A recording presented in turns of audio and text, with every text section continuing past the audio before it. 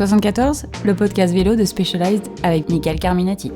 Le Festival du film international de montagne, c'est un événement au cœur du Vercors à Autrans, qui fête d'ailleurs cette année ses 40 ans. Certains esprits taquins diront qu'il reste toutefois plus jeune que la personne qui vous parle, certes. Mais cet événement, c'est avant tout l'occasion de voir de la montagne dans les salles, de parler montagne autour de débats, de rencontres littéraires, et puis bien évidemment de rencontrer des personnes qui pratiquent la montagne. Si vous, cher auditeur, êtes un fan de la montagne à vélo pour les loisirs, eh bien les personnes que nous allons rencontrer, elles, vivent ou évoluent en montagne au quotidien. Et le vélo occupe une place importante dans leur mode de déplacement. Visionnaire, éco-responsable, en avance sur notre temps, ou tout simplement étrange, c'est ce que nous allons voir avec eux.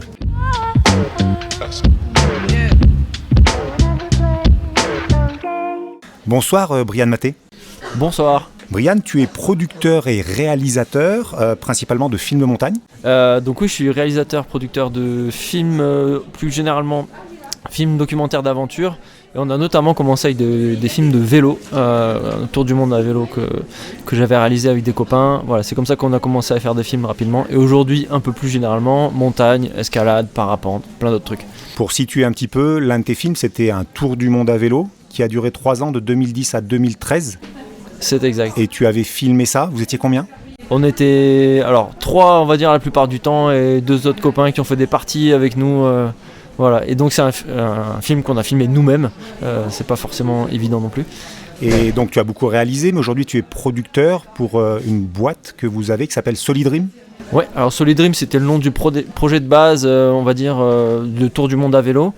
Et en fait on avait pour projet d'en faire un film. On l'a fait, ça a plus ou moins bien marché quand même. Et on s'est dit on va continuer à faire d'autres aventures. On a fait d'autres trucs à vélo derrière, notamment au Tadjikistan, avec des vélos en bambou qui sont fabriqués par Inbo. Et puis après on a fait d'autres choses, on a fait du parapente, on a fait voilà. Et aujourd'hui on s'occupe aussi à réaliser des films et à produire aussi ces films-là. Pour les histoires des autres, donc notamment avec Tristan et Luna sur un petit projet, un bon petit projet même qu'ils ont fait à vélo et qu'on présente demain à Autrans. Je vais revenir sur ce film-là, juste pour la petite anecdote, tu es venu du Grau-du-Roi jusqu'à Autrans dans le Vercors, donc ça fait 250 km à peu près, pour cette session du Festival du film montagne. Ouais, alors ça faisait 2-3 semaines que j'étais en montage sur un film, je pétais un câble devant mon ordi et j'ai dit j'ai besoin de prendre l'air, je vais prendre l'air. Dans la montée hier, je me suis quand même dit si j'avais su, je l'aurais peut-être pas fait. J'ai un peu souffert, il faisait froid. Voilà. Retour au film, donc tu présentes, tu as 2 films en compétition sur ce festival, dont l'un qui s'appelle Priceless Climb, on est d'accord, dont les 2 frères génies de l'escalade sur glace sont là. Tu nous en parles un petit peu du film avant qu'on présente les 2 frangins ? Ouais. Et Priceless Climb, c'est l'idée de partir à vélo de chez soi pour grimper des montagnes, grimper des grandes voies dures, parce que Tristan et Luna c'est des grimpeurs pros à vélo, et puis en plus, d'où le titre Priceless Climb, avec du matériel d'occasion. Voilà, c'est ça le pitch.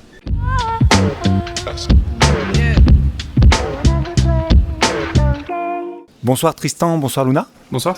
Donc les frères là devant, c'est ça ? Exactement. Ok, ça c'est tout attaché ? Ouais. Avec un T à la fin ? Exactement. Bon. Voilà. Vous êtes ce qu'on appelle des magiciens de la grimpe. Vous avez un palmarès immense en termes de cascades de glace. Parlez-nous un tout petit peu, parce que nous on a des cyclistes en face, ou on a des gens qui connaissent peut-être pas ce que c'est que l'escalade sur cascade de glace. Nous aujourd'hui on dit qu'on est des amoureux de la verticalité sous toutes ses formes parce que en fait on est glaciériste de base, c'est-à-dire que c'est pour ça qu'on est le plus connu, c'est vrai. Mais à côté de ça on est grimpeur pro le reste de l'année sur d'autres disciplines, donc notamment de l'escalade à main nue, de la grande voie, de l'alpinisme, même un peu de parapente. Voilà, on fait un peu de vélo de temps en temps quand on s'ennuie, voilà. Mais ouais, du coup la cascade de glace c'est l'idée de grimper de l'eau qui a gelé avec des pics aux mains, des pics aux pieds, et on s'assure un peu comme on peut avec des espèces de vieux tire-bouchons, en gros dans un élément qui est censé tout sauf adhérer pour les ascensions, quoi. Voilà. Ça se fait notamment sur de la glace artificielle, enfin ce que je veux dire, sur des sites artificiels. Oui, alors la pratique de base, c'est des cascades de glace naturelles, des cascades d'eau pure, quoi. Et après, maintenant, il y a de plus en plus de cascades artificielles. C'est très pratique parce que c'est la même glace, on va dire. Et maintenant, on les fait aussi sur des structures qui ressemblent à des murs d'escalade, on va dire classiques, comme on peut voir aux Jeux Olympiques maintenant, avec un peu de glace mise par-ci par-là. Et sauf que c'est des voies qui sont créées uniquement pour les piolets. Donc, c'est-à-dire qu'elles seraient ingrimpables à main nue. Et nous, on va faire les compétitions dessus, donc avec les piolets et les crampons. Et c'est ce qu'on va appeler plutôt du mixte. C'est un peu l'évolution de la cascade de glace et de l'alpinisme aujourd'hui. C'est de la grimpe avec les piolets sur un peu de toute surface. Donc c'est-à-dire cailloux, glace. En fait, c'est progresser au mieux possible dans une voie qui est très dure. Une saison dure combien ? C'est-à-dire qu'une saison de Coupe du Monde d'escalade sur glace, c'est combien de temps ? C'est 3 mois, 4 mois ? Généralement, ouais, ça attaque. Quand on faisait les grosses saisons, maintenant on fait moins l'ensemble de vraiment toutes les compétitions. On a eu des saisons à, je pense, 13 étapes, quelque chose comme ça, et où du coup ça attaquait en décembre, voire fin novembre pour les plus tôt, et ça finissait fin mars, souvent début avril. Donc Luna, champion du monde 2023, et Tristan, 3e médaille de bronze 2023. Ouais, c'est ça. D'accord. En fait, à tous les deux, on a gagné toutes les médailles qui existent dans notre sport là pour l'instant. Donc voilà. J'ai vu depuis junior, le championnat d'Europe, Coupe d'Europe, championnat du monde, Coupe du monde. Exactement. Tout. Okay. Et on est compétiteur dans l'ADN depuis tout jeune. On a commencé par le ski alpin, ensuite on a fait beaucoup d'escalade en compétition aussi. On a toujours eu ce truc-là qui était un peu, qui faisait partie de l'histoire. Et maintenant, on essaie de plus en plus aussi d'avoir justement une autre partie de notre carrière qui est ouverte plutôt sur les aventures, quelles qu'elles soient, mais d'aller se challenger aussi ailleurs et en extérieur plutôt. En fait, c'est magnifique les compétitions, ça permet de se pousser vraiment à l'entraînement, de se motiver toute l'année. Et derrière, par contre, de retrouver des aventures qui sont hors de la compétition, qui sont en extérieur, qui sont avec l'essence même des sports qu'on pratique. Ça, c'est vraiment quelque chose qui est passionnant. On en parlera un petit peu plus tout à l'heure, mais une Coupe du Monde, ça nécessite de prendre l'avion pour se déplacer, ça nécessite un bilan carbone un peu plus important. Quel rapport vous avez à ça ? Quelle vision vous avez quand vous vous déplacez ? Est-ce que vous dites, tiens, il faut compenser comme ça ? Ou plutôt de prendre l'avion, je vais me déplacer en train ? Je pense qu'on est assez conscient des ambivalences dans lesquelles on joue et on met les pieds en tant que compétiteur et en tant que personnes qui ont aussi des convictions de faire mieux. Donc oui, après je pense qu'on essaie au max déjà de limiter nos déplacements, c'est-à-dire que y a certaines compétitions on a dit qu'on n'y allait plus parce que on a fait entre guillemets le tour de ce qu'on voulait faire dans celle-là. Donc les circuits européens on essaie de moins les faire. De bien sélectionner les compétitions où on a vraiment envie d'aller. C'est l'avantage aussi quand tu es au sommet de ton art, c'est que tu as plus facile d'être légitime à choisir quelle compétition faire et quelle ne pas faire. Donc voilà, ça fait. Mais c'est une chose qu'on peut pas faire, qu'on peut se permettre de faire maintenant et qu'on n'aurait pas pu faire avant. Voilà, c'est ça. Et les premières années, on a pris beaucoup l'avion pour faire les compétitions. C'était terrible. C'était assez terrible de voir le nombre de décollages parce qu'en plus avec le petit budget on était obligé de prendre des avions qui avaient 2 escales parfois, donc c'est encore pire que tout.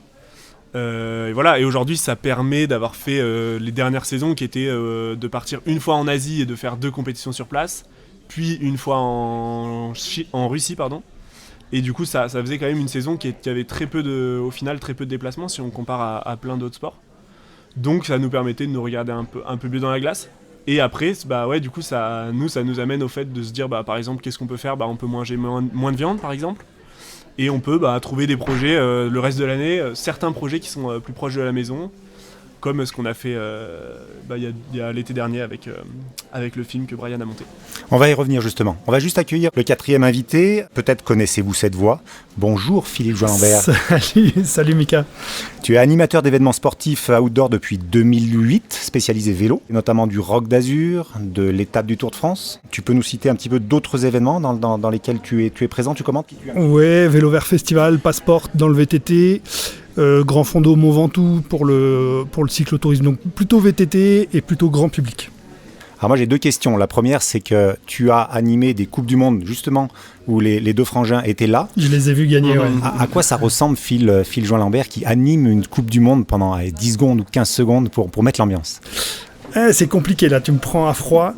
Justement parce que sur des compétitions comme les leurs, il y a des phases de qualification, de demi-finale, etc. Et je monte en température et au moment où ils remportent, où ils vont jusqu'au bac final planter le piolet, là je m'enflamme. Et là je peux pas te le faire tout de suite comme ça. Mais ça me fait, juste de voir leur tête déjà, ça me fait super plaisir. Et effectivement, on retrouve, on a les pieds dans le froid, il fait moins 15, moins 20 sur les sites de Champagny par exemple, ou qui est le site de Coupe du Monde français, et eux ils nous enflamment au point que on oublie justement ce froid, et ouais, c'est des très très bons moments. Je kiffe, je suis absolument passionné de mon métier, c'est sûr. Ouais.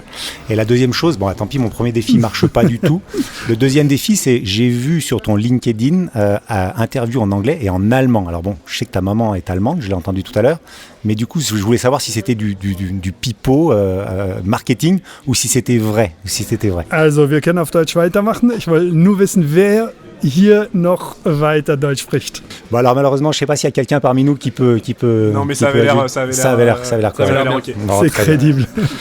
Bon Philippe, plus sérieusement, on va parler de ce que tu fais pour te rendre justement sur les lieux où tu commentes. Tu as un petit blog Facebook, enfin une petite interface Facebook qui s'appelle Phil par le vélo, ou Phil par le vélo, c'est tout attaché. Tout attaché. Il y a une petite... Ouais, il y a la subtilité que tu as tout de suite captée, qui est effectivement les deux. C'est-à-dire, je parle vélo, puisque mon métier, c'est de parler dans un micro, et principalement sur les événements vélo, et par le vélo, puisque je me déplace par le vélo, et c'est ce que je raconte effectivement sur les réseaux sociaux.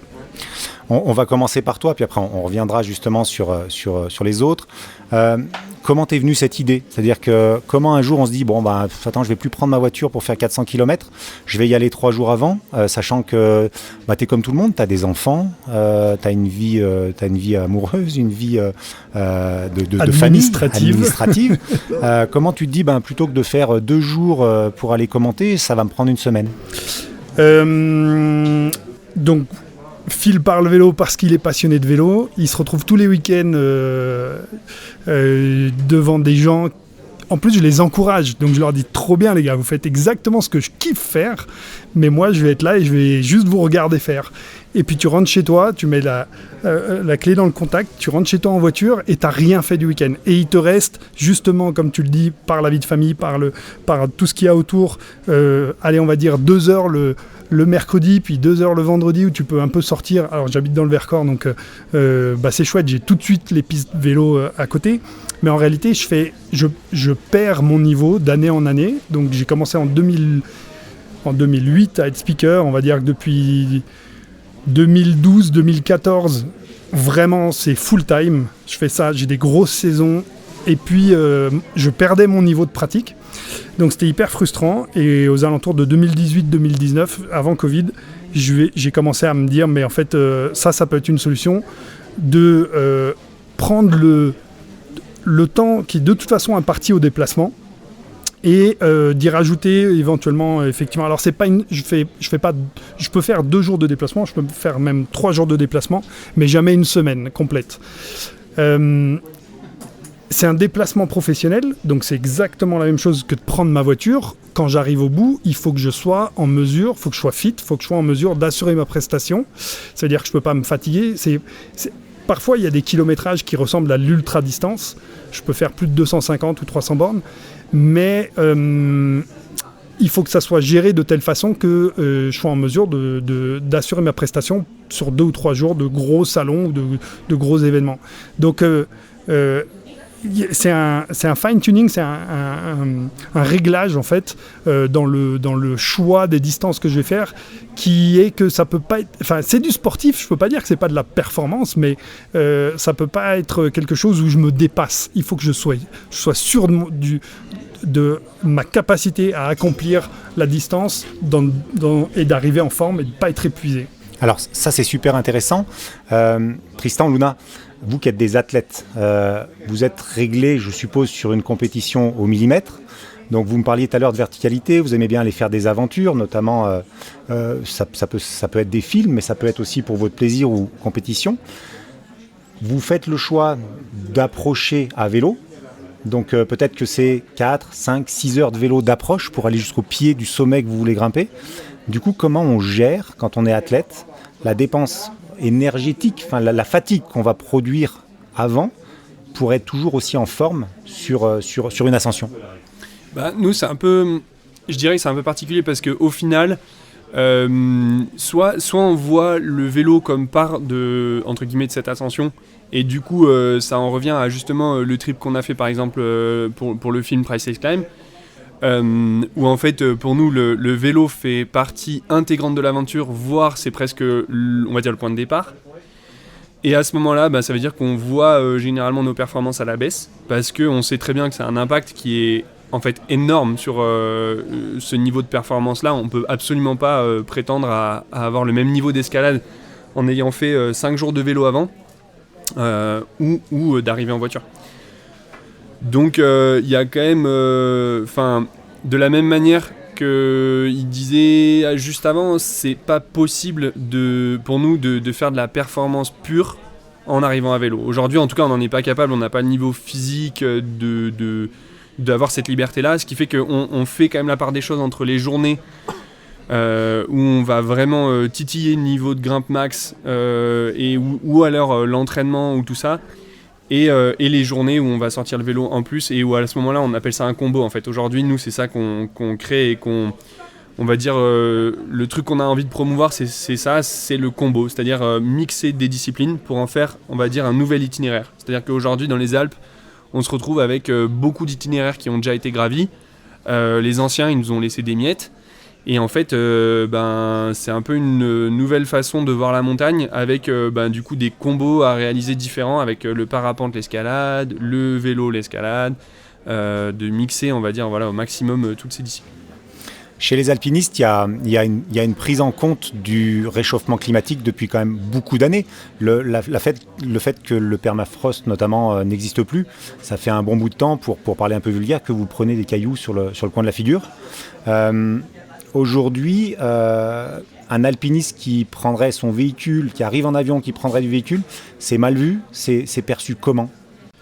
C'est mal vu, oui et non, parce que mine de rien, aujourd'hui les alpinistes, en fait, ils n'ont pas de circuit de compétition, ils n'ont pas de circuit de Coupe du Monde, donc un peu leur compétition à eux, ou nos compétitions à nous, c'est des expéditions. Donc au final, il y en a très peu par an, et c'est pour profiter d'un endroit pendant souvent au moins 4, 5, 6 semaines. Donc si on compare ça à un week-end de compétition, au final c'est relativement rentable. Et on n'en fait pas 10 par an, donc ça a cet avantage-là. Après, je pense que oui, de plus en plus, les alpinistes d'aujourd'hui essayent de diminuer et de ne pas faire justement 6 expés par an, d'avoir d'autres projets plus près et tout ça, mais la réalité c'est que on ne peut pas trouver de montagne à 6000 ou à 8000 en France, ni en Europe. Donc voilà, ça reste un peu l'obligation. Brian, on parle un petit peu de moyens de tournage. Toi, tu as fait le choix de limiter un petit peu le bilan carbone sur tes tournages, de dire on a une approche plus mécanique, on s'approche avec du vélo, on tourne avec du vélo. Je pourrais pas dire que c'est quelque chose qu'on a réellement choisi, nous. C'est venu un petit peu avec les projets qu'on a imaginés, plus du point de vue de l'aventure, et les gens avec qui on a travaillé. Là, en l'occurrence, c'est Damien Largeron qui a pris les images du projet Priceless Climb à vélo. On avait déjà travaillé avec lui sur un autre projet avant où il avait pris les images à vélo parce qu'il y avait un projet à vélo. Et en fait, nous, dans le choix des personnes avec qui on va travailler en tant que producteur ou bien monteur ou co-réalisateur, ça dépend un peu des étiquettes en fonction des projets, ça pèse en fait. C'est clair que si on avait eu à peu près le même projet avec deux athlètes qui vont se mettre en hélico, nous ça nous intéresse moins quoi. Et donc on aura beaucoup plus tendance à dire non. Je veux pas dire jamais, mais dans les faits c'est jamais arrivé quoi. 74, le podcast vélo de Specialized, Michael Carminati. Philippe, comment on s'organise au quotidien ? C'est-à-dire que quand tu pars comme ça faire du speak sur un événement, je suppose que ton packing il n'est pas le même que tu sois en mai ou que tu sois en plein mois de juillet. Puis tu as aussi tout qui peut arriver, la chute, la crevaison, la réparation, le froid, la pluie. Alors le vélo, je peux te le décrire rapidement, un peu tout ce que j'embarque. Donc c'est un vélo de course type gravel, qui a la forme d'un vélo de course avec un guidon course, comparativement à un VTT. J'ai aucune assistance électrique. Et puis sur tout ce que j'accroche dessus, donc derrière la selle, j'ai une grosse sacoche qui est la plus volumineuse, qui doit faire 12 ou 15 litres, dans laquelle je mets tout ce qui ne bouge pas de la journée, ce qui sont les vêtements que je vais utiliser une fois sur place. Il faut beaucoup de nourriture. Mon carburant, évidemment, c'est tout ce que je vais grignoter pendant toute la journée. Donc j'ai des sacoches notamment sur le tube supérieur et dessous qui sont remplies de nourriture. Et puis dans les porte-bidons, j'ai 2 porte-bidons avec des bidons d'eau, puis j'ai un 3e porte-bidon qui est un faux bidon rempli de tout ce qui vient pour la mécanique, chambre à air, petit multi-outils, etc. Ça m'arrive de crever, ça m'est évidemment déjà arrivé. J'essaye d'utiliser ce qu'on appelle du tubeless, c'est-à-dire des pneus auto-réparants avec un liquide qui vient boucher les trous en cas de crevaison et qui sèche, qu'on appelle du liquide préventif. Et puis j'ai encore du rangement devant le guidon, dans lequel je mets tout ce qui est gants justement à l'intersaison, gants, manchettes, caouets, et qui vient en haut des cols avant la descente par exemple, pour maintenir ma température corporelle que j'ai acquise pendant la montée, et que je peux facilement replier, même si possible sans m'arrêter, et remettre dans cette pochette. Et puis une fois sur place, il faut que je change de chaussures. J'ai des chaussures, ce qu'on appelle automatiques, qui viennent se clipper sur mes pédales pour la partie vélo. Et évidemment, une fois que je vais travailler, j'aurai des chaussures civiles, une paire de baskets, qui sont, elles, dans des sacoches qui viennent sur la fourche. Donc tout ça, ça fait un peu des volumes, c'est pas forcément du poids. Ça fait de la prise au vent, ça fait... voilà. Et puis après, j'ai de l'électronique, puisque mon chemin, il est sur une trace GPX qui est enregistrée, qui est sur mon smartphone, qui lui-même est clippé. J'ai un système qui le tient sur la potence. Je prends par ailleurs ma trace, et puis j'ai tout un tas d'autres indications, comme la vitesse, l'heure. Toujours avoir l'heure pour se repérer dans la journée, parce qu'encore une fois, c'est un déplacement professionnel. J'ai des impératifs. Si je me plante, comme tu dis, si jamais je me fais mal, ou j'ai une crevaison ou une casse mécanique qui m'empêche de continuer à vélo, je dois pouvoir rapidement aller prendre un train. Donc je sais les autres options TER notamment que j'ai dans les vallées avoisinantes ou quoi que ce soit. Éventuellement la personne qui est pas trop loin sur mon parcours, qui pourrait me rendre service, etc. Donc c'est des choses où j'ai toujours à l'esprit un plan B. J'ai pas le droit à l'erreur, je dois arriver, mais tout comme on a en voiture, hein, mais bon, effectivement, on s'expose plus. Mais en tout cas, les TER, j'ai l'application SNCF qui me permet très rapidement de prendre un train. Il m'arrive d'acheter le billet de train alors que je suis déjà assis dedans. Donc voilà. Et puis, qu'est-ce qui me manque ? Oui, les lumières, hyper important. J'ai une dynamo, donc dans mon moyeu de roue avant, je produis de l'électricité qui alimente mon électronique, ce qui me permet de faire des bornes sans avoir besoin de m'arrêter pour recharger. Voilà. Et ma lumière avant est aussi une power bank, c'est-à-dire j'emporte avec moi 2 charges complètes de téléphone portable, si j'ai besoin de charger, mais en fait c'est pas le portable que je recharge, c'est notamment la lampe arrière ou le compteur de vitesse, enfin voilà. Donc il y a aussi cette gestion de l'électronique. Tristan, Loudun, vous parliez tout à l'heure des fameux combos. On a compris les contraintes de fil sur les crevaisons, toutes ces choses-là, vous avez sûrement les mêmes, mais vous en plus il y a tout ce qui est équipement pour grimper. C'est quoi Sur un projet comme Price Ice Climb, du coup, c'était particulièrement le gros challenge, c'est que vu qu'on devait partir avec que du matériel d'occasion, en fait, l'objectif premier, c'était vraiment de diminuer au maximum le prix du voyage. C'était d'arriver à montrer que l'aventure était accessible même avec des petits budgets. Donc, pour vous donner un ordre d'idée, on est parti presque 4 semaines. Et pour l'ensemble du trip, on en a eu pour 840 € et des brouettes par personne. Avec l'achat des vélos ? Avec l'achat des vélos, des sacoches, du matériel de camping, le train pour se déplacer de France en Italie, pour revenir, les nuits, enfin voilà, tout est compris. Donc c'est un budget qui est ridicule quand on voit aujourd'hui le prix de la vie. Sans jouer sur la sécurité, c'est-à-dire qu'une corde aujourd'hui ou un alors qu'en ayant bien pris bien sûr tout ce qui est EPI, c'est-à-dire équipement de sécurité d'escalade, on va dire, ceux-là ils sont safe, ils sont neufs parce que c'est pas une bonne idée de prendre d'occasion. Mais en tout cas, voilà, en utilisant des applications notamment de seconde main comme Everride, des choses comme ça, on a réussi à vraiment diminuer les budgets. Donc nous on est parti avec un des vélos qui nous a coûté 50 € je crois. Voilà. Donc là, quand on parle de casse, on peut parler longtemps de casse sur des vélos. Ouais, nous on a 50 €. perdu des pédaliers, enfin je veux dire ça a été des trucs de fou, hein. On s'est retrouvé chez des petits vieux avec le poste à souder pour essayer de remettre le pédalier en place, enfin ça a été quand même le calvaire. Mais à la fois c'était vraiment l'aventure et c'était ça qu'on était parti chercher aussi, c'était on va dire l'expédition à côté de la maison. Et du coup nous on avait 54 kilos de poids roulant, c'est-à-dire vélo plus sacoche et matériel. En comptant du coup de quoi faire de la grande voie très dure, donc ça représente un peu plus de matériel, de quoi filmer parce que du coup fallait délester aussi le vidéaste.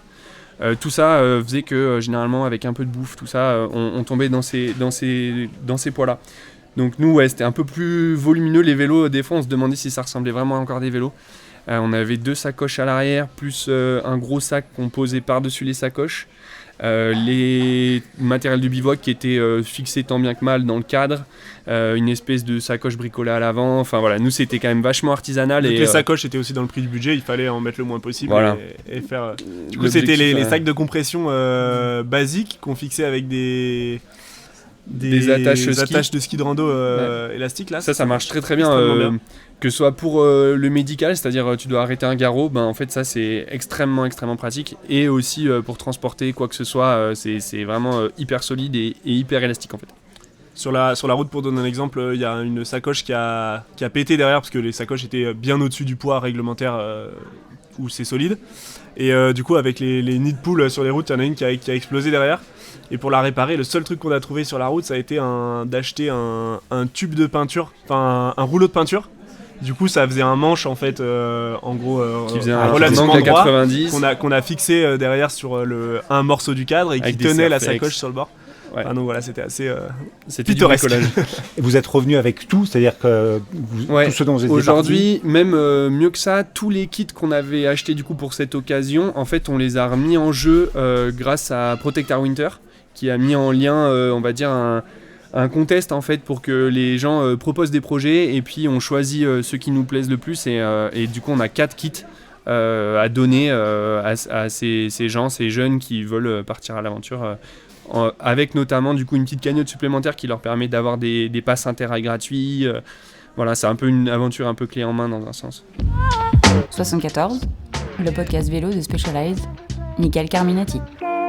Brian, c'est facile à monter un projet de vidéo avec des gens qui ont une réflexion un petit peu sur un bilan carbone moindre. Est-ce qu'aujourd'hui ça a un bon aura ? Non, c'est pas facile parce que je pense, notamment dans le milieu de l'escalade, mais peut-être dans le milieu de l'outdoor en général, on est très critiques les uns envers les autres. Et donc, bizarrement, quelqu'un qui essaie de faire quelque chose correctement, on va dire, sur le plan du bilan carbone, on va aller tout de suite chercher ce qui va pas, ce qui coince. Ah oui, t'as fait ça, mais regarde, à côté, tu fais ça.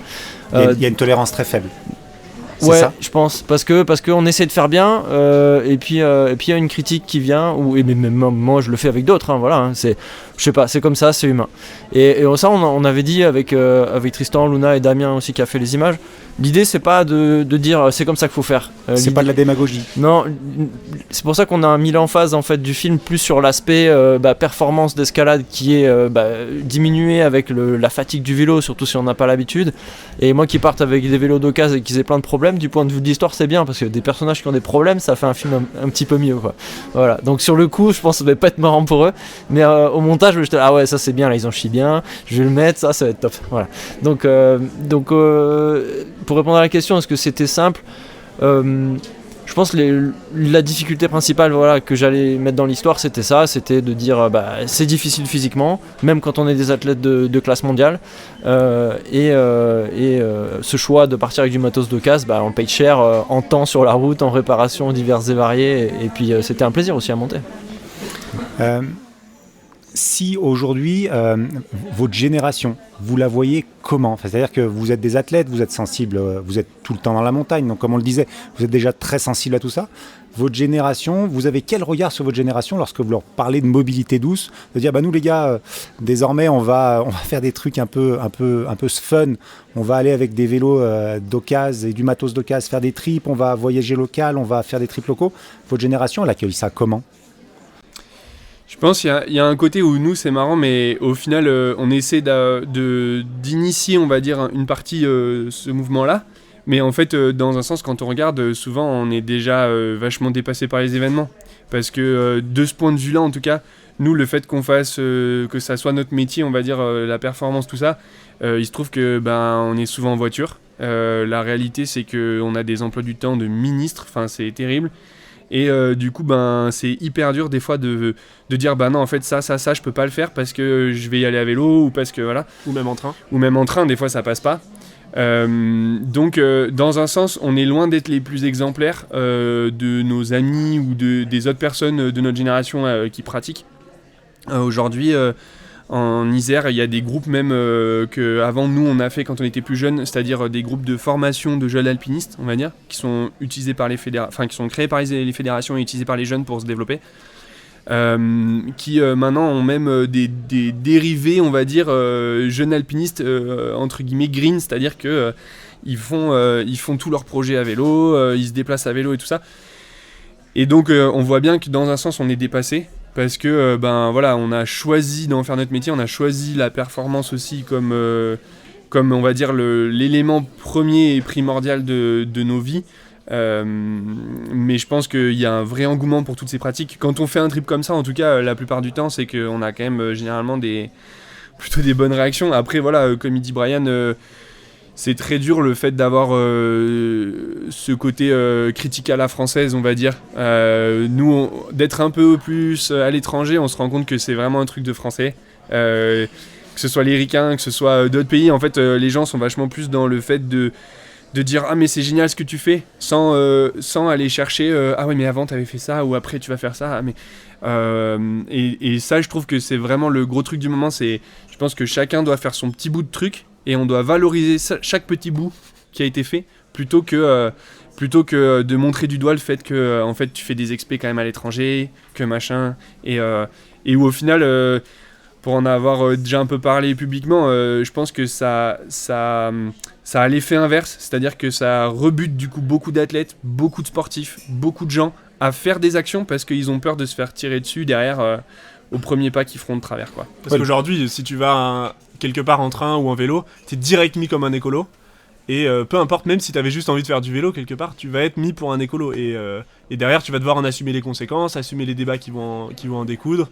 Et voilà, quoi. Ça met quand même dans des situations des fois qui sont pas évidentes. Donc on est encore au début, on est au balbutiement de tout ça. Il faut encore convaincre, c'est ça que vous dites, enfin, surtout en France. Je sais même pas si c'est vraiment convaincre, mais en tout cas je pense que c'est surtout d'accompagner. Moi le truc c'est plutôt ça, c'est je pense que si on était dans cet état d'esprit d'avoir une bonne vibes autour de ce truc là, je pense qu'il y aurait beaucoup plus d'entrain à le faire.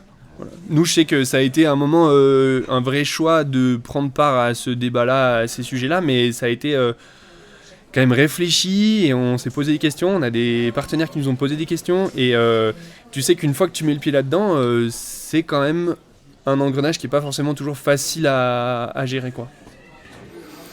Phil, même question, mais sur les gens de notre génération, de plus de 40 ans.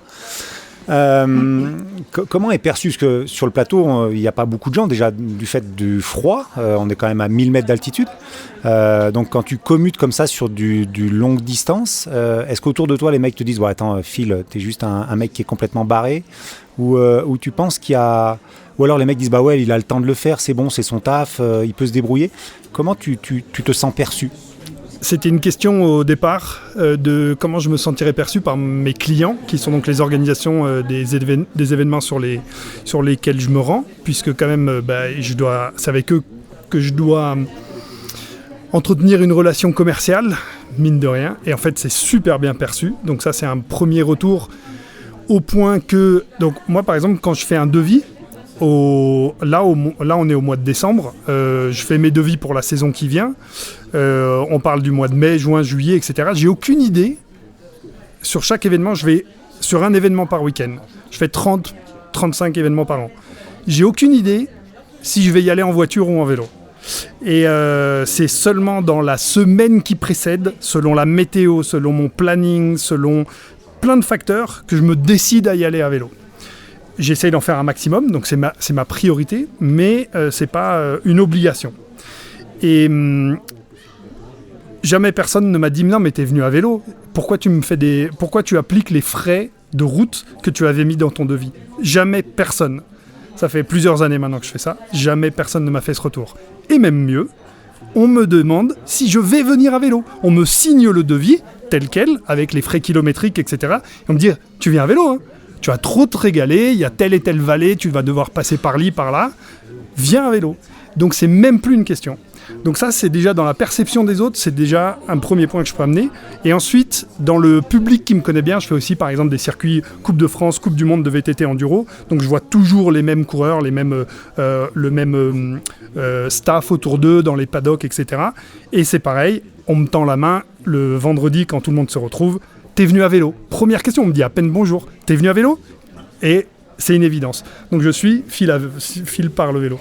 Et cette étiquette maintenant, je pense même qu'elle va être beaucoup plus... Si je commence à revenir en bagnole, elle va être beaucoup plus compliquée à déconstruire que d'expliquer que oui, je viens à vélo. Par contre, par rapport à ce que disait Tristan, sur l'étiquette, etc., de ce qu'on nous colle, nous qui faisons ça, ce qu'on nous colle effectivement sur les épaules comme exemplarité, je veux dire,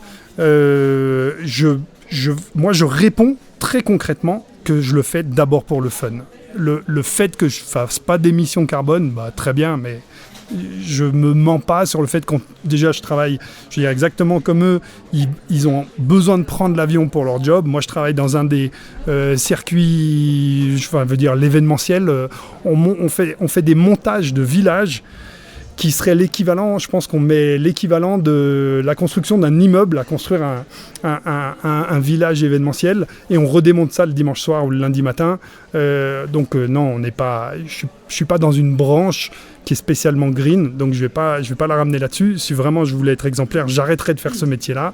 J'arrêterais, parce que je suis aussi porte-parole d'une industrie. Quand tu es sur un salon et que tu dis aux gens « Allez acheter des vélos, allez acheter de la fringue, allez acheter des casques, de l'accessoire, etc. » Bah oui, tu fais tourner une industrie. Je vais pas maintenant prétendre que j'amène un discours particulièrement engagé là-dessus.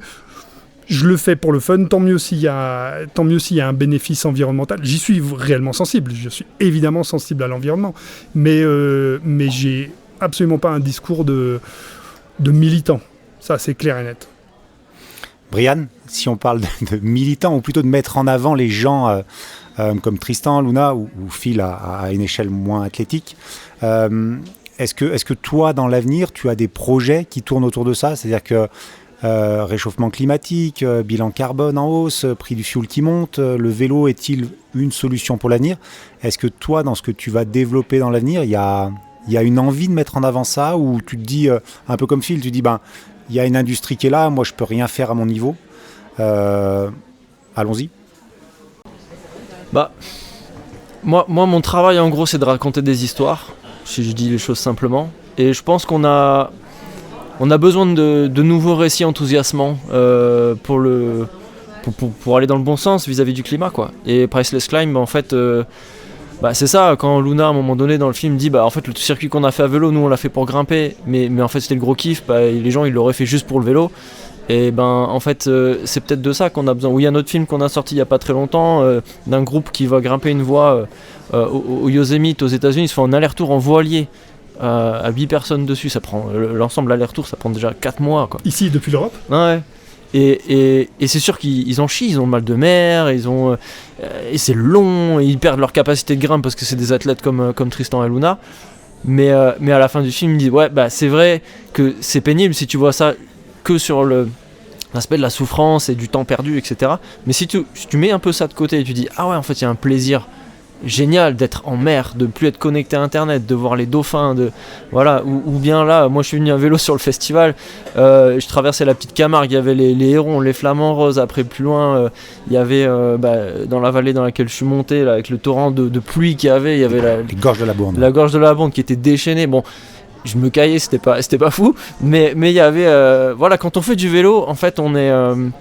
On a les, entre guillemets, les chakras ouverts, c'est-à-dire qu'on est très sensible. Et ça, je pense que tout le monde peut en témoigner. Et en fait, tout ça pour répondre à tes questions, moi, mon action militante, c'est de donner envie, mais aussi par le biais du plaisir, quoi. Dans le fait de raconter des nouvelles histoires, on a besoin de ces nouveaux récits. Et dans les festivals comme ça, il y en a plein.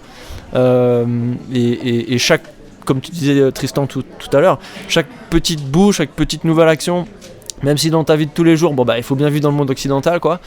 En fait, ça donne envie de faire des trucs, tenter des nouvelles choses, et c'est ça moi, c'est là-dedans que je m'y retrouve personnellement, quoi. Sur l'exemple du film Priceless Climb, l'idée vous est venue comment ? C'est-à-dire que c'est une rencontre à un moment donné de vous trois, plus Damien, le cadreur.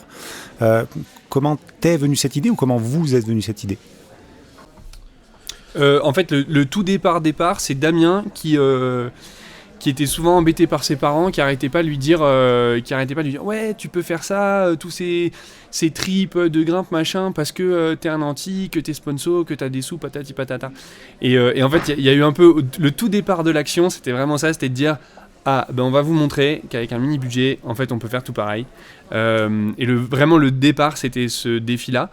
Après, on va dire que chaque pièce s'est mise les unes après les autres. Au final, on n'est pas parti que à 3 sur les vélos, on était 4, voire même 5, parce qu'en fait, il y a 2 grimpeurs qui ont switché entre les 2 grandes voies qu'on a faites. Donc il y avait Simon Welfinger, qui aujourd'hui a réalisé, depuis qu'on a fait ce trip, il a acheté un vélo.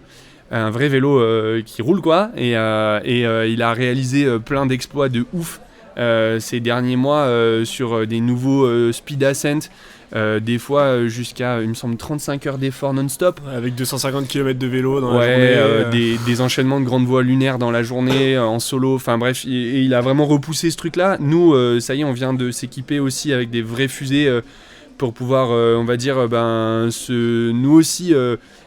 créer des nouveaux défis. Donc en musculaire ou en assistance électrique ? Non, en musculaire. Et puis il y avait un autre grimpeur, Thomas Johannes, qui est un ancien très très fort grimpeur de Coupe du Monde d'escalade traditionnelle, quoi, qui lui aussi est vachement dans ce truc d'aventure à fond. Et je pense que derrière on s'est associé avec Solid Dream parce que il y avait aussi eu avant des films qui nous avaient motivés à faire ce genre d'aventure, et c'était eux qui les avaient réalisés. Et donc il y a eu, je pense, un peu tout ce mélange qui s'est mis en place, et c'était le combo.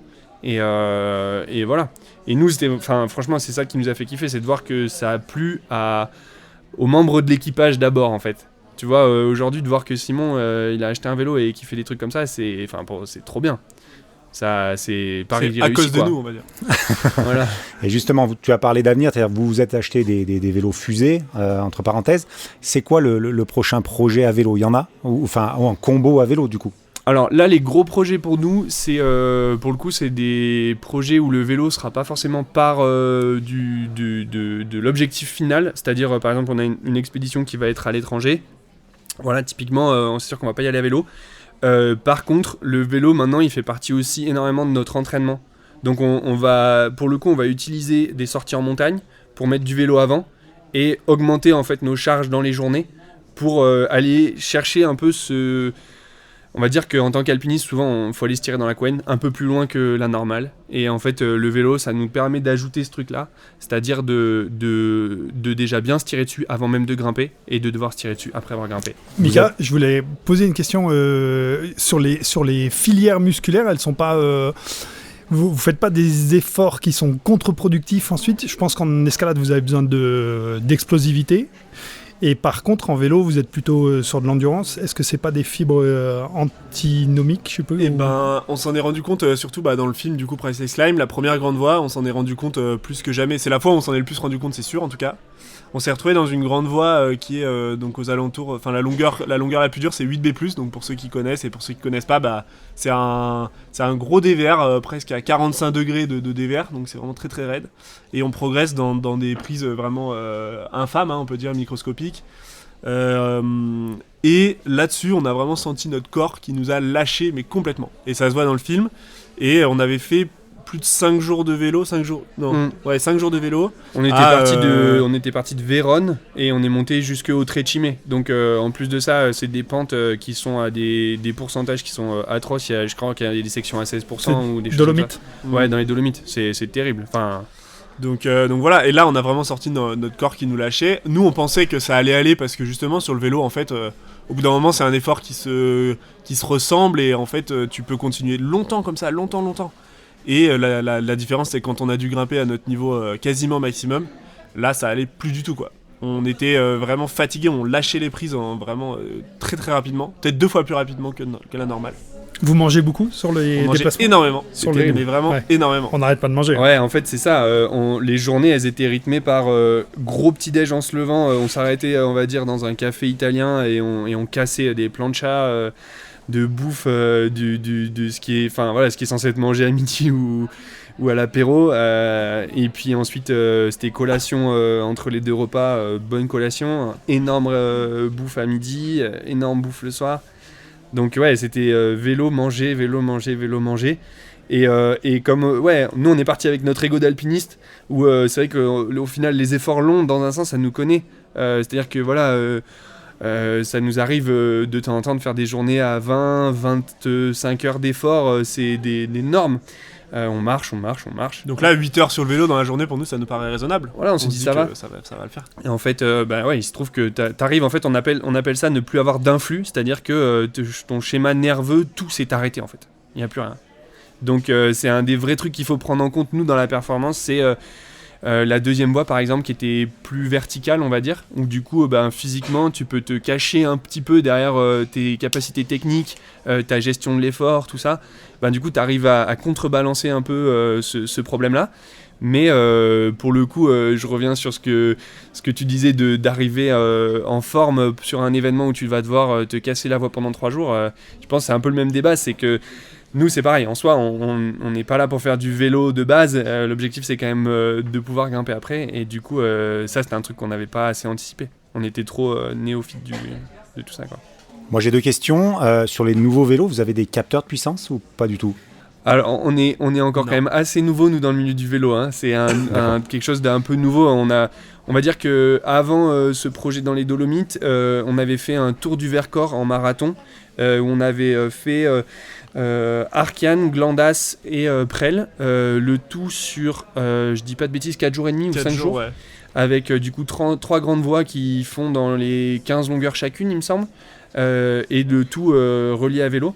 Et là c'est pareil, on avait un peu essayé de voir comment ça marchait et tout ça, mais en soi nous avant tout ça on n'avait quasiment jamais fait de vélo. Et c'est ça, et d'ailleurs c'est ce trip là qui nous a fait vraiment adhérer au vélo, parce que moi c'était vraiment mon idée à la base, c'était que ça allait pas tant me plaire que ça, et comme disait Brian on s'est rendu compte à quel point comme il dit t'as les chakras ouverts, c'est vrai ça fait un peu bateau dit comme ça, mais c'est vraiment la réalité, c'est que nous dans le Vercors on y est monté 200 fois, et que là on a pris exactement la même route mais on avait l'impression de vivre un truc de fou quoi.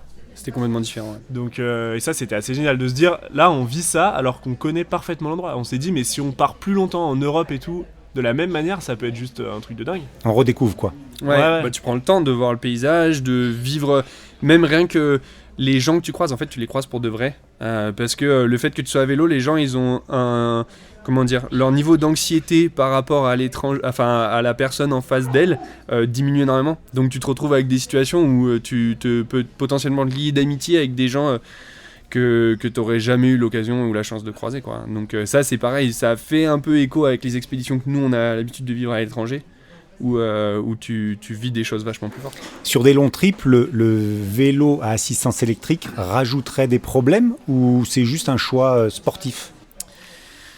De ma vision, je pense qu'il rajouterait des problèmes. D'ailleurs, le premier trip qu'on avait fait dans le Vercors, c'était des espèces de vélos un peu hybrides avec une mini assistance électrique. Donc c'était des vélos qui avaient on va dire le point fort de pas avoir de frein moteur qu'il y a que sur certains vélos électriques, et à la fois d'être quand même lourd, avec au final relativement peu d'assistance. Et d'autonomie. Donc on était face à un problème où à la fin du trip, on s'est regardé, on s'est dit est-ce que c'était bénéfique ou pas ? On sait pas. Et on s'est dit, plutôt non. Maintenant, on va partir avec des vrais vélos. Et au moins, t'es face à ton truc, tu sais exactement le nombre de batteries qui te restent dans la cuisse droite, dans la cuisse gauche. Oui, puis c'est que 8 heures, comme vous avez dit. Et c'est que 8 heures, je veux dire, dans tous les cas, la douleur sur la selle, c'est la même. Donc à partir de ce moment-là. Philippe, même question. Pourquoi pas d'assistance électrique ? Pour l'instant, alors Il est pas encore assez vieux. Ouais, alors merci les gars. Et je pars du principe que je sais pas faire de vélo assistance électrique. Je fais du vélo depuis des dizaines d'années, depuis que je suis gamin. Et donc c'est ce vélo-là que je sais faire. Et en l'occurrence, je ne pense pas qu'il y ait de l'autonomie aujourd'hui suffisante sur l'offre, dans l'offre actuelle, pour couvrir des plus de 200 bornes. Alors toi qui es spécialiste, je pense qu'on est quoi, à 120 km maximum ? Oui, 120 km, c'est un rapport théorique, on est bien d'accord. Ouais. Il n'y a pas le vent, il n'y a pas le poids. C'est ça, pas le dénivelé. Moi, je suis sur des gros dénives, puisque je fais principalement des routes de montagne. Et au final, c'est pareil, je prends même pas de transmission électronique, je ferai tout en câble. Parce que même avec du haut de gamme, ça va bien. Et c'est durable, c'est changeable. Je maîtrise tout. Je maîtrise tout. S'il m'arrive quoi que ce soit, éventuellement les purges de frein, j'ai besoin d'un magasin, parce que je ne vais pas amener un kit purge avec moi, sur du frein hydraulique, mais sinon je maîtrise tout. Ouais. Brian, Ouais. on vous souhaite d'être primé sur ce festival du film Ça serait chouette, ouais. pour les 40 ans. Je vais clôturer ce petit podcast. Merci d'avoir tous pris du temps pour parler un petit peu vélo, même si on n'est pas allé dans vos domaines de compétences trop loin. On parle ici à des gens qui ne connaissent pas forcément tout ça. C'était intéressant d'avoir votre point de vue. Pour les deux frangins, peut-être vous souhaitez... là, ça commence bientôt, les épreuves de Coupe du Monde ?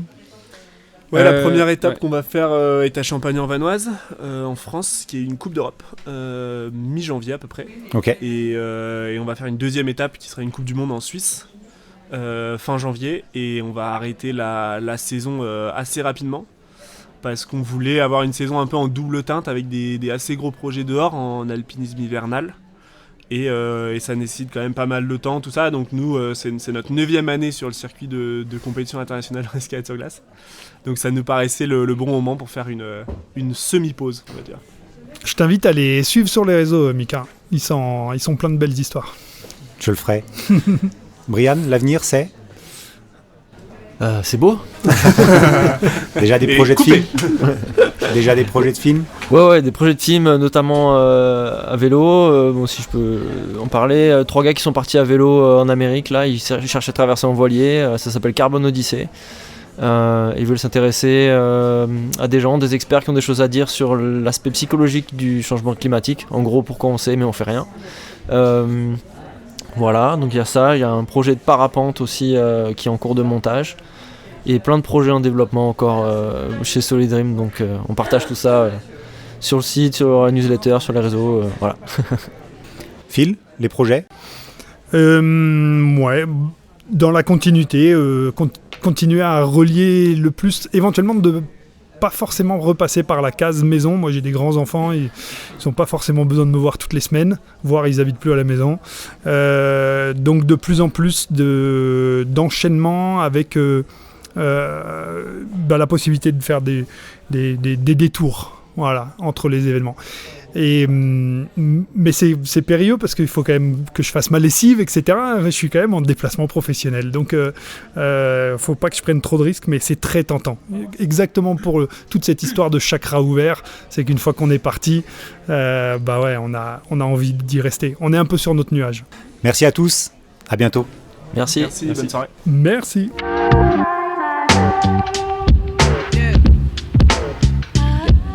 Découvrez l'univers Specialized sur www.specialized.com.